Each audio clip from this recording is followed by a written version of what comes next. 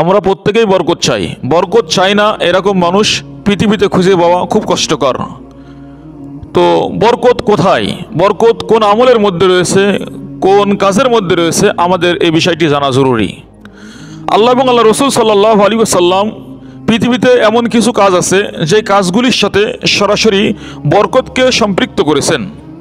আমরা ইনশাআল্লাহ আজকে সেই কাজগুলিকে নিয়ে আলোচনা করব। যদি আমরা এই কাজগুলিকে নিজেদের জীবনে বাস্তবায়ন করতে পারি তাহলে ইনশাআল্লাহ আমাদের হায়াতের মধ্যে বরকত হবে, ইনশাআল্লাহ আমাদের রিজিকের মধ্যে বরকত হবে, এক কথায় আমাদের জীবন ইনশাআল্লাহ বরকতময় হয়ে যাবে। তো আল্লাহ রসুল সাল্লাল্লাহু আলাইহি ওয়াসাল্লাম এবং আল্লাহ রাব্বুল আলামিন বরকতকে যে সমস্ত কাজের সাথে সম্পৃক্ত করেছেন তার এক নম্বর কাজ হলো ঈমান এবং তাকওয়া। যদি আমরা ঈমানদার হতে পারি এবং তাকওয়া অর্জনকারী মানুষ হতে পারি তাহলে ইনশাআল্লাহ আমরা আল্লাহ রাব্বুল আলামিনের পক্ষ থেকে বরকতময় জীবন যাপন ইনশাআল্লাহ করতে পারবো। আল্লাহ রাব্বুল আলামিন সূরা আরাফ 96 নম্বর আয়াতের মধ্যে বলেন, ওয়ালাউ আন্না আহলাল কুরা আমানু ওয়াত্তাকাউ লাফাতাহনা আলাইহিম বারাকাতিম মিনাস সামাই ওয়াল আরজি। আল্লাহ রাব্বুল আলামিন বলেন, ওয়ালাউ আন্না আহলাল কুরা আমানু, যদি জনপদবাসী ঈমান আনত, ওয়াত্তাকাউ এবং তাকওয়া অবলম্বন করত, লাফাতাহনা আলাইহিম বারাকাতিম মিনাস সামাই ওয়াল আরজি, আমি আল্লাহ রাব্বুল আলামিন তাদের উপরে আসমান এবং জমিনের যত বরকত আছে আমি আল্লাহ রাব্বুল আলামিন সমস্ত বরকতকে ওদের জন্য খুলে দিতাম। সুবহানাল্লাহ।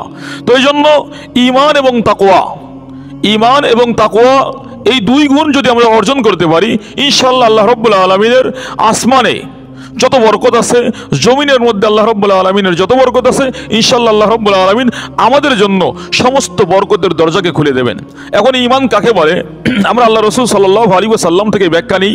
নবী মুহাম্মদুর রাসূলুল্লাহ সাল্লাল্লাহু আলাইহি ওয়াসাল্লাম থেকে ইমাম মুসলিম রাহমাতুল্লাহ আলাইহি মুসলিম শরীফের 8 নম্বর হাদিসে বর্ণনা করেছেন, যে হাদিসকে আমরা হাদিসে জিবরাইল বলে চিনি।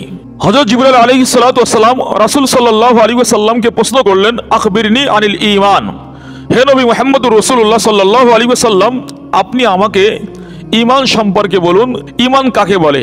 তো রাসূলুল্লাহ সাল্লাল্লাহু আলাইহি ওয়াসাল্লাম তখন উত্তর দিয়েছিলেন, আনতুমিনা বিল্লাহি ওয়া মালাইকাতিহি ওয়া কুতুবিহি ওয়া রুসুলিহি ওয়াল ইয়াউমিল আখিরি ওয়া তুমিনা বিল কদরি খাইরিহি ওয়া শাররিহি। আল্লাহ রাসূল সাল্লাল্লাহু আলাইহি ওয়াসাল্লাম তখন জিবরাইল আলাইহিস সালাতু ওয়াস সালামকে উত্তর দিলেন, হে জিবরাইল, ঈমান হলো আল্লাহ রাব্বুল আলামিনকে বিশ্বাস করা এবং আল্লাহ রাব্বুল আলামিনের যত ফেরেশতা আছে সমস্ত ফেরেশতা সত্য আল্লাহ রাব্বুল আলামিনের মাখলুক এই হিসেবে বিশ্বাস করা, আর আল্লাহ রাব্বুল আলামিন যত কিতাব পৃথিবীতে নাজিল করেছেন, অবতীর্ণ করেছেন, আসমানি সকল কিতাবের ব্যাপারে এ বিশ্বাস স্থাপন করা, এ বিশ্বাস রাখা যে আল্লাহ রাব্বুল আলামিন আসমানি যত গ্রন্থ নাজিল করেছেন সমস্ত গ্রন্থই সত্য। সাথে সাথে আল্লাহ রাসূল সাল্লাল্লাহু আলাইহি ওয়াসাল্লাম বললেন, ও রুসুলিহি, এবং সমস্ত নবী রাসূলদের উপরে বিশ্বাস করা যে আল্লাহ রাব্বুল আলামিনের পক্ষ থেকে যত বার্তাবাহক দুনিয়াতে আসছেন, আল্লাহ রাব্বুল আলামিনের পক্ষ থেকে যত ওহী নিয়ে যত নবী দুনিয়াতে আসছেন, যত নবীকে আল্লাহ রাব্বুল আলামিন দুনিয়াতে প্রেরণ করছেন সকলেই সত্যবাদী ছিলেন, সকলে আল্লাহ রাব্বুল আলামিনের পক্ষ থেকে সত্য বার্তাবাহক ছিলেন।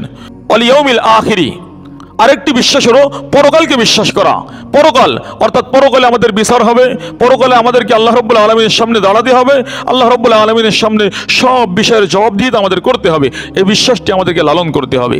এই বিশ্বাস ইনশাআল্লাহ আমাদেরকে ভালো হওয়ার জন্য, এই বিশ্বাস ইনশাআল্লাহ আমাদেরকে তাকওয়াওয়ালা হওয়ার জন্য, এই বিশ্বাস ইনশাআল্লাহ আমাদেরকে ঈমানদার হওয়ার জন্য আমাদের সহযোগিতা করবে। তো এরপর আল্লাহ রাসূল সাল্লাল্লাহু আলাইহি ওয়াসাল্লাম আরো বললেন, ওয়া তুমিনা বিল কদরি খাইরিহি ওয়া শাররিহি। আল্লাহ রাসূল সাল্লাল্লাহু আলাইহি ওয়াসাল্লাম বললেন, এবং তুমিনা বিল কদরি অর্থাৎ তাকদীরের ভালো মন্দ সম্পর্কে বিশ্বাস স্থাপন করা, ভালো এবং খারাপ সবকিছুর নিয়ন্ত্রক আল্লাহ রাব্বুল আলামিন। তো এই হলো ঈমান। আরেকটি হলো তাকওয়া বলতেছিলাম। তাকওয়া কাকে বলে? তো দেখেন, তাকওয়া হলো গুনাহ বর্জন করা, অর্থাৎ আল্লাহ রাব্বুল আলামিনের ভয়ে গুনাহ বর্জন করার নামই হলো তাকওয়া। রাসূলুল্লাহ সাল্লাল্লাহু আলাইহি ওয়াসাল্লাম আবু যর গিফারি রাদিয়াল্লাহু তাআলা আনহুকে লক্ষ্য করে বলেছিলেন, ইত্তাকিল্লাহ হাইসুমা কুনতা, হে আবু যর তুমি যেখানেই থাকো না কেন আল্লাহকে ভয় করো। এটার নাম তাকওয়া। অর্থাৎ আমি যেখানেই থাকি না কেন সেখানে আল্লাহ রাব্বুল আলামিন উপস্থিত আছে, আমি কোনো জায়গায় আল্লাহর ভয়ে গুনাহ করতে পারবো না, এর নামই তাকওয়া। যে হাদিসটিকে ইমাম তিরমিজি রাহমাতুল্লাহ আলাইহি তিরমিজি শরীফের 1987 নম্বর হাদিসে বর্ণনা করেছেন। তো বরকত লাভের 1 নম্বর কাজ বা আমল হলো ঈমান এবং তাকওয়া অর্জন করা।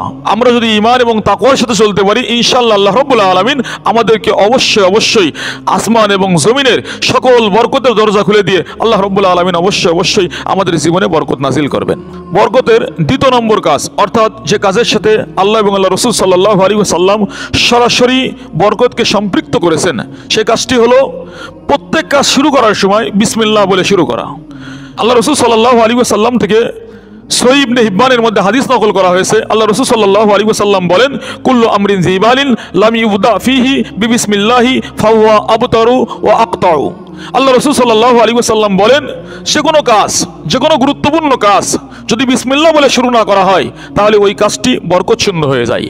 তো এই জন্য আমরা যদি আমাদের জীবনকে বরকতময় করতে চাই তাহলে অবশ্যই আমাদের কর্তব্য হলো, আমাদের করণীয় হলো, আমরা যে কোনো কাজ যখন শুরু করব তখন ইনশাআল্লাহ বিসমিল্লাহ বলে শুরু করব, তাহলে আল্লাহ রাব্বুল আলামিন সেই কাজের মধ্যে বরকত দান করবেন। তৃতীয়ত, যে কাজের সাথে আল্লাহ রাব্বুল আলামিন বরকতকে সরাসরি সম্পৃক্ত করেছেন সেটা হলো কোরআনের সাথে। যে ব্যক্তি নিজের জীবনে কোরআনকে ধারণ করে, কোরআন নিয়ে গবেষণা করে, কোরআন নিয়ে পড়ালেখা করে, কোরআনকে স্টাডি করে, আল্লাহ রাব্বুল আলামিন তার জীবনকে ইনশাআল্লাহ এই কোরআনের বরকতে আল্লাহ রাব্বুল আলামিন ইনশাআল্লাহ বরকতময় করে দেবেন। আল্লাহ রাব্বুল আলামিন পবিত্র কোরআনের সূরা সাদের 29 নম্বর আয়াতের মধ্যে বলেন, কিতাবুন আনসালনাহু ইলাইকা মুবারাকুন। হে নবী মুহাম্মদুর রাসূলুল্লাহ সাল্লাল্লাহু আলাইহি ওয়াসাল্লাম, আমি আপনার উপরে যে কিতাব নাজিল করেছি, যে কোরআন নাজিল করেছি, এই কোরআন হলো বরকতময়। সুতরাং যারা এই কোরআনকে তেলাওয়াত করবে, কোরআনকে পড়বে, কোরআন নিয়ে স্টাডি করবে, কোরআন নিয়ে গবেষণা করবে, কোরআনকে নিজেদের জীবনে বাস্তবায়ন করার চেষ্টা করবে, ইনশাআল্লাহ আল্লাহ রাব্বুল আলামিন তাদের জীবনকে বরকতময় করে দেবেন।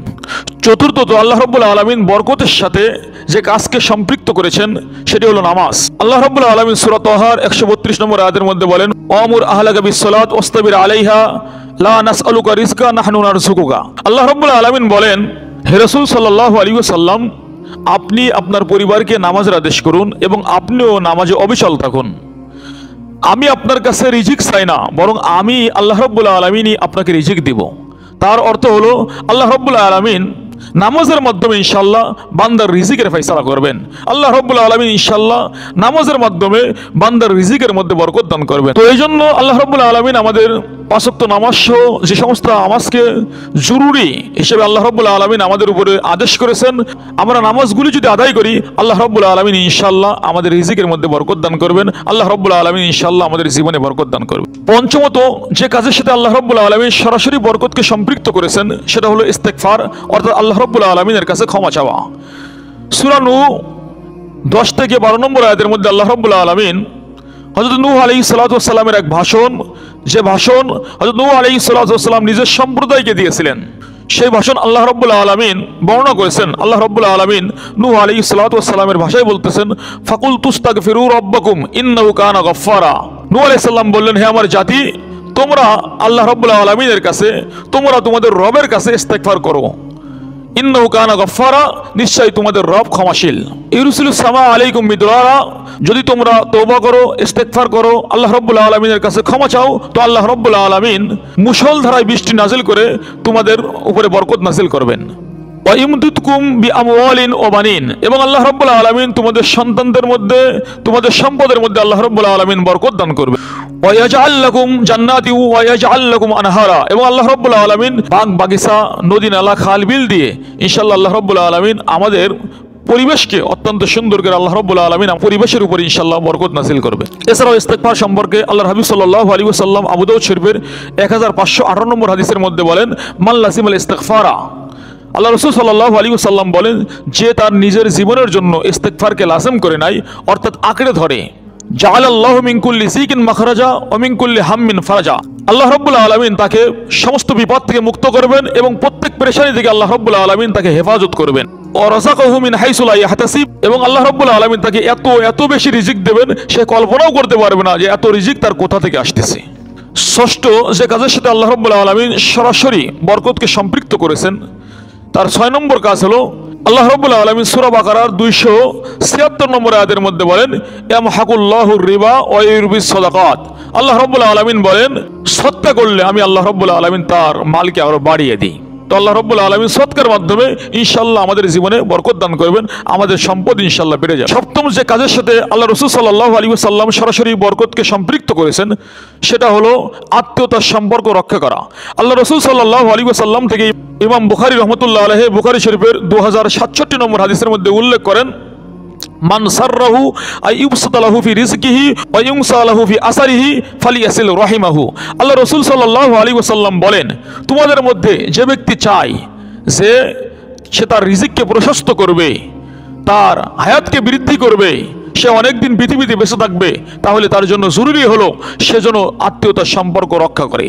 তো এই জন্য আত্মীয়তার সম্পর্ক রক্ষা করা, বিশেষ করে আমাদের রক্তের সাথে সম্পর্কিত যে সমস্ত আত্মীয় আছে, অর্থাৎ বাপের দিক দিয়ে, দাদার দিক দিয়ে, চাচার দিক দিয়ে, ফুফুর দিক দিয়ে যারা আত্মীয়, এদের সাথে সবচেয়ে বেশি আমাদের সুসম্পর্ক কায়েম রাখা দরকার।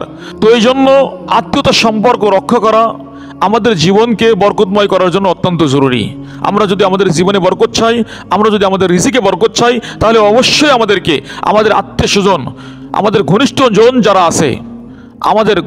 জন যারা আছে, তাদের সাথে অবশ্যই আমাদের সুসম্পর্ক রাখতে হবে, তাদের সাথে অবশ্যই আমাদের সম্পর্ক বজায় রাখতে হবে। এরপরে অষ্টমত বা 8 নম্বরে আল্লাহ রাসূল সাল্লাল্লাহু আলাইহি ওয়াসাল্লাম বরকতের সাথে আমাদের যে কাজকে সরাসরি সম্পৃক্ত করেছেন সেটা হলো পূর্ণাঙ্গ রূপে সালাম দেওয়া।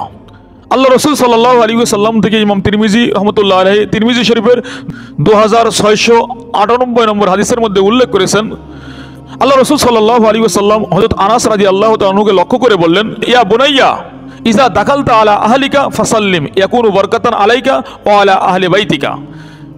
হে আমার কলিজার টুকরা সন্তান, তুমি যখন তোমার পরিবারের কাছে যাও, তুমি যখন তোমার বাড়িতে প্রবেশ করো, তখন বাড়িতে প্রবেশ করার আগে তুমি তোমার পরিবারের উপরে, পরিবারের লোকজনের উপরে তুমি সালাম দিবে। তাহলে এই সালাম তোমার মধ্যে এবং তোমার পরিবারের মধ্যে আল্লাহ রাব্বুল আলামিনের পক্ষ থেকে ইনশাআল্লাহ বরকত নাজিল করবে। তো এই জন্য 8 নম্বর যে আমলটি আমরা পেলাম সেটা হলো নিজের পরিবারের মানুষকে সালাম দেওয়া। ঘরে যখন প্রবেশ করব, বাড়িতে যখন প্রবেশ করব, তখন অবশ্যই আমরা সালাম দিয়ে প্রবেশ করব। তাহলে ইনশাআল্লাহ আমাদের নিজেদের জীবনে এবং আমাদের পরিবারের সদস্যদের সকলের জীবনে ইনশাআল্লাহ আল্লাহ রাব্বুল আলামিনের পক্ষ থেকে বরকত নাজিল হবে, রহমত নাজিল হবে।